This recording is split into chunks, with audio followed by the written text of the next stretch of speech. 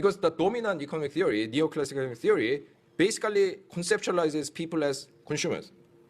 The aim in life is to get satisfaction or utility, as they call it, from consumption.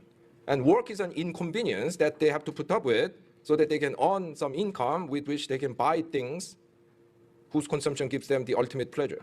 But work, when you think about it, is very, very important in our lives. Most adults of working age spend at least half their waking hours in work. Well, unless you're Dutch, then you don't work.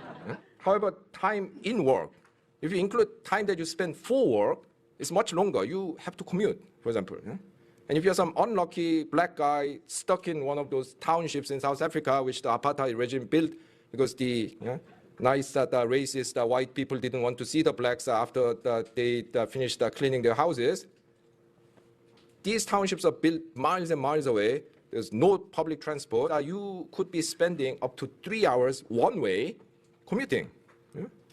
Yeah, so if you spend 6 hours commuting, working 8, 9 hours a day, you hardly have time to sleep. So work dominates our life so much, but we don't talk about it. Work affects us not simply because it takes up time, not simply even because we get tired or we get psychological pressure at work, which affect our well-being, but it also influences our sense of self-worth. Despite this, economists have focused on income. So it's quite common that a lot of people are richer compared to, say, 20 years ago, but they are feeling less happy because their work life might have become more stressful.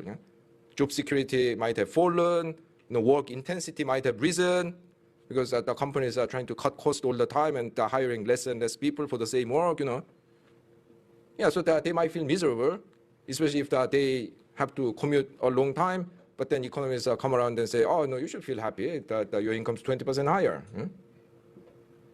I'm not saying that, it's not that like one way or the other, but, basically we need to talk about this. We cannot keep ignoring this issue.